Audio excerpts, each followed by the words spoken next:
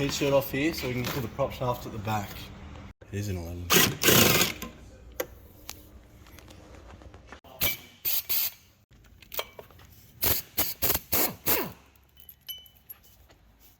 So when you take them out, just give it a few nudges, a couple of love taps, use a pry bar, whatever, and this will come out.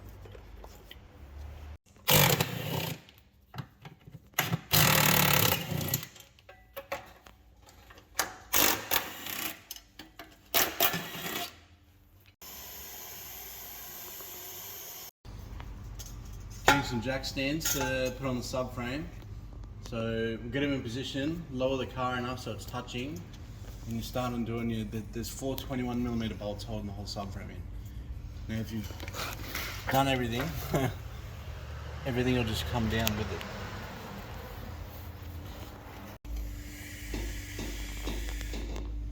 More. Yeah, keep that speed. Stop.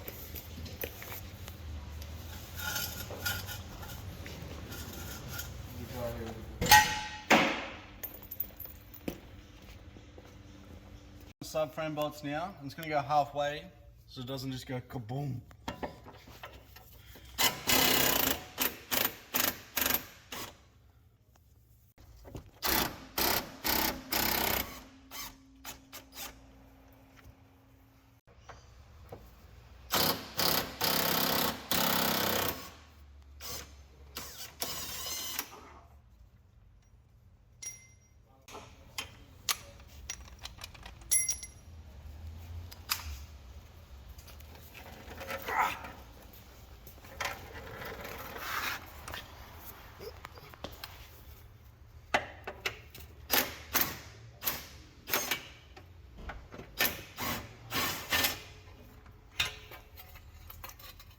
The mounting for the back of the gearbox, there's 3 on each side. Pretty sure there's 15 mil. I mean,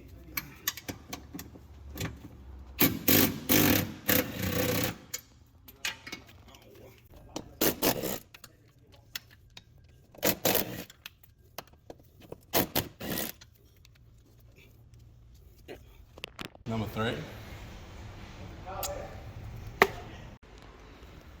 So remember those fuel lines I was telling you about before? We finally got the tool.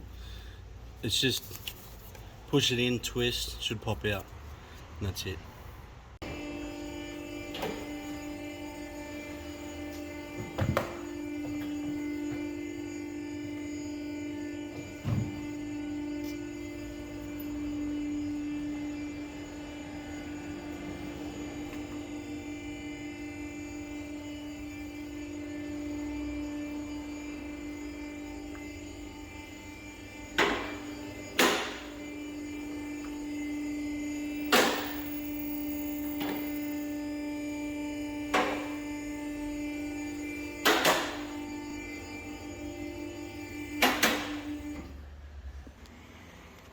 As you can see here, there is no alternator. So what we're going to do is we're going to take it off the old one, put on the new one. That's right.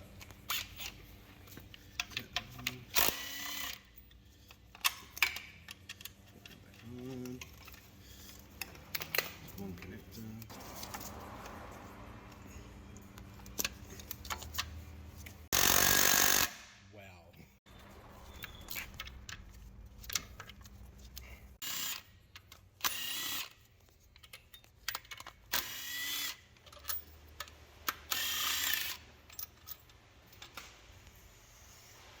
So after you've taken all your 13s out, the 13 nut on that is an E7. But however, this time I'm just going to slide off because the engine's out. If the engine was in, you'd probably take that out. And then Bob's your uncle and Sally's your auntie. Just slide it back on.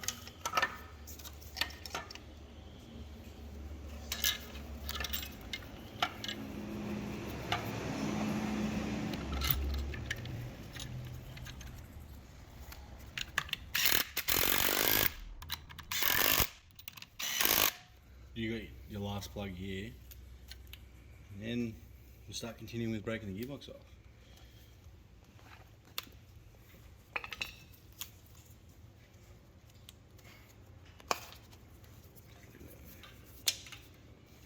So just take off this plug. It's got that little tab here, and then your 13 mil.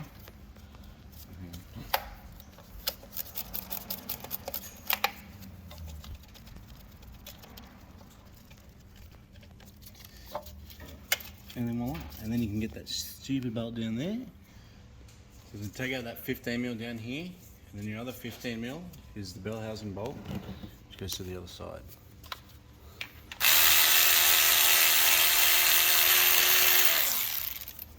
See you later.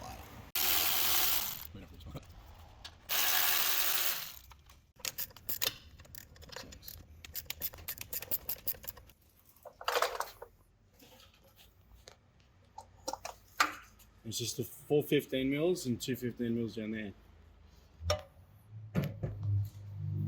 And then, see you later.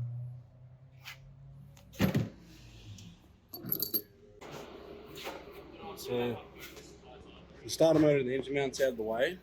We keep spinning the crank so we can get all the torque converter bolts. Probably should have got it.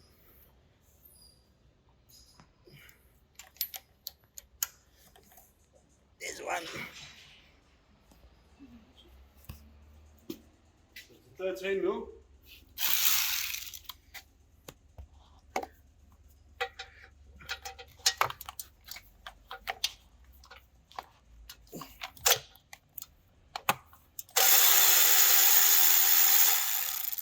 No.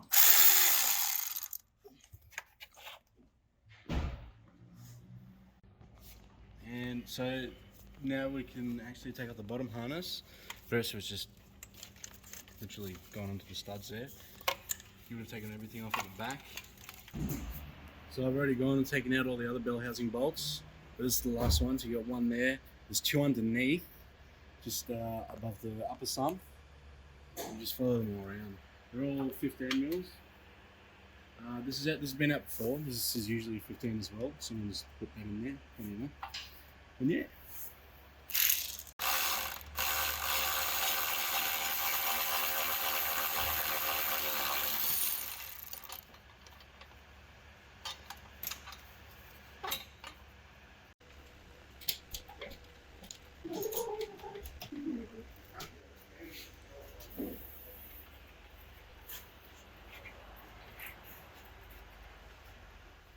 Stop for soon.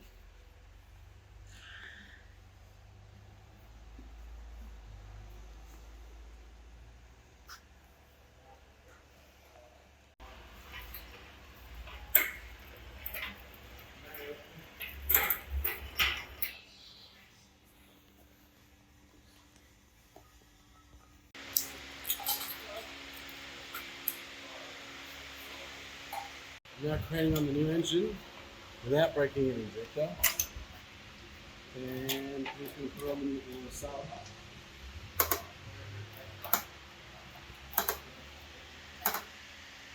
So obviously be careful about the chain or belt, whatever you're using, getting in the way of like breaking this injector, for example. So I'm going to remove this so it doesn't get in the way.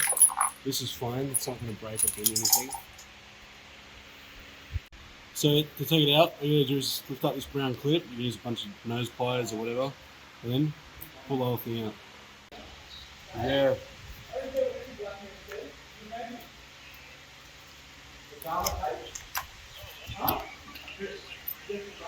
Of course, just give it a bit of a twist. And here she comes.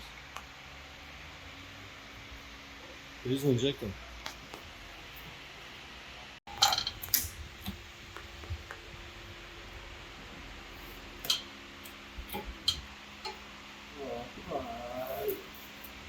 You put things shit all over there, and you couldn't put it like that. Right, so this is the famous good old crank sensor in the 3-litre V6 diesels. It's actually a gearbox out, and again, all you gotta do, flip that yellow clip up and squeeze, and pull it out.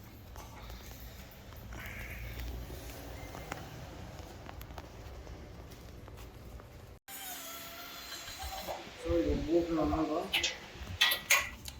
So we're actually swapping over the old harness. You don't actually have to do this, but we never use the new harness that it comes with, because every time we do it, it doesn't agree with it. So we just stick to the original. Get your alternator. The casing of the harness goes on the upper sump, so there's two 10mm and this one just grabs on the thread. Right here, that's for the AC. Get the oil cooler.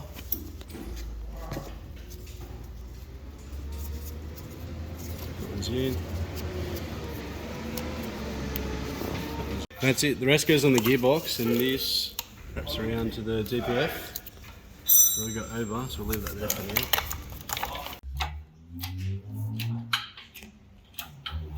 So grab your twin brother, and then, so remember, the gearbox sits on top of here, so we're gonna have to do a bit of a muck around. You have to jack the gearbox up. Now be careful, it's got a plastic sump, so just be wary of that. There's a certain weight distributed on different sides, and however you want to say it. So get some rubber padding or something, jack it up. Then you're gonna have to wedge the upper sump underneath the gearbox. It's a bit annoying, but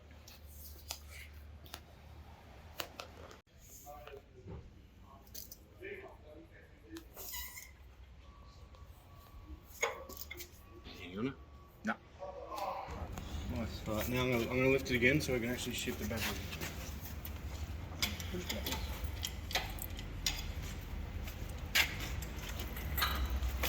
Whoa. It's all calling from the turbo hose. That means I can lower the gearbox. Right.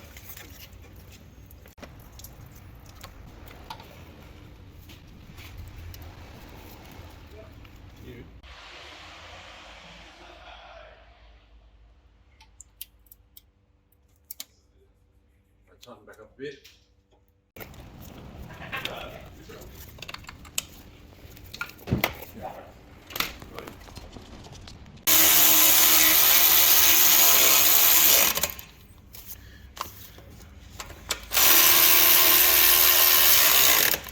So just keep it jacked up. It's still going to be under the stand just for safety, but just give it a wiggle. And it's in place.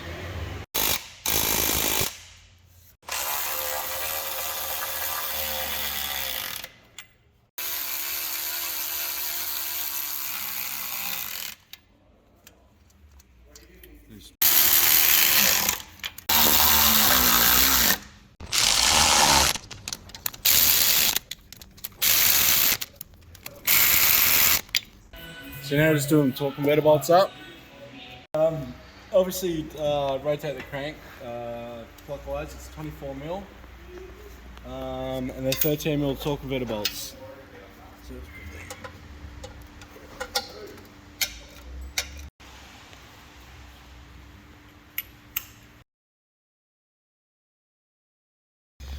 So I've just gone ahead and put the starter motor in. Yeah, 15mm here and 15mm the other way for the bell housing bolt, which also pulls the starter motor in. And then just those two plugs that I showed you before, the one with the little tab that goes on there, and then it's a 13mm nut, which is actually on my toolbox.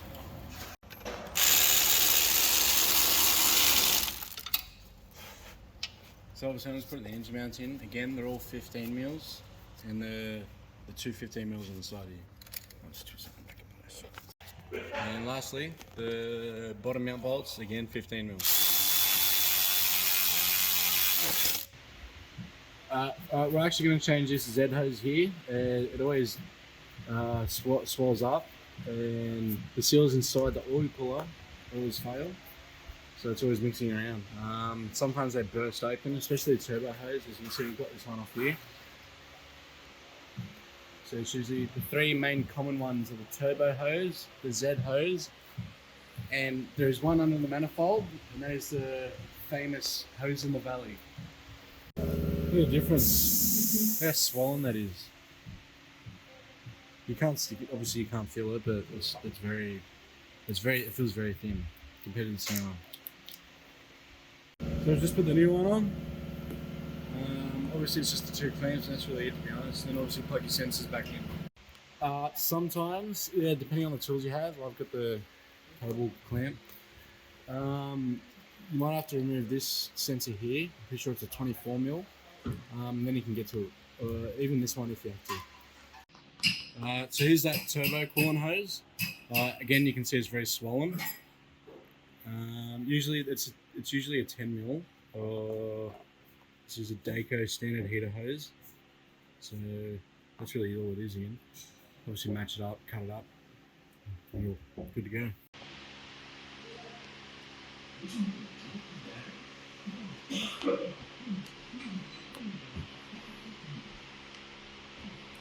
There you go, and just put your clamps on. Breather for the transfer.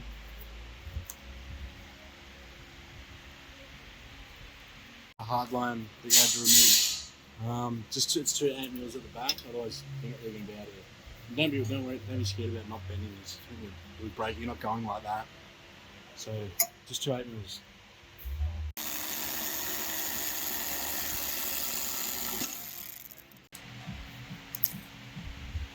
Right, so now the motor's ready to go in the car. Gearbox is on, everything's on. Obviously, don't forget to reconnect this to the side of the gearbox. Let's go down.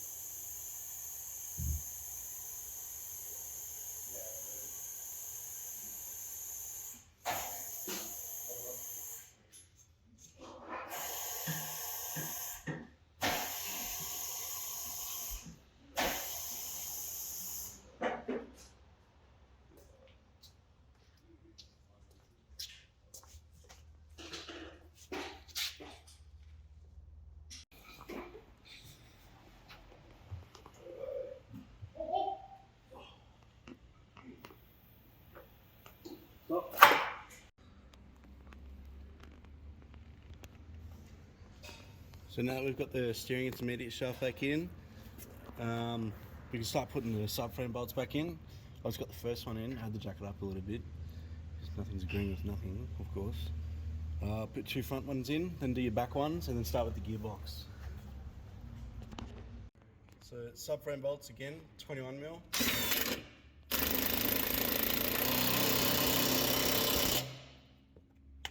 Right, so the 16 mils on the cover of the outside of the gearbox bracket. That's basically it for now. Then I'm pretty sure we can go up on the hoist. Check the tightness of the subframe bolts.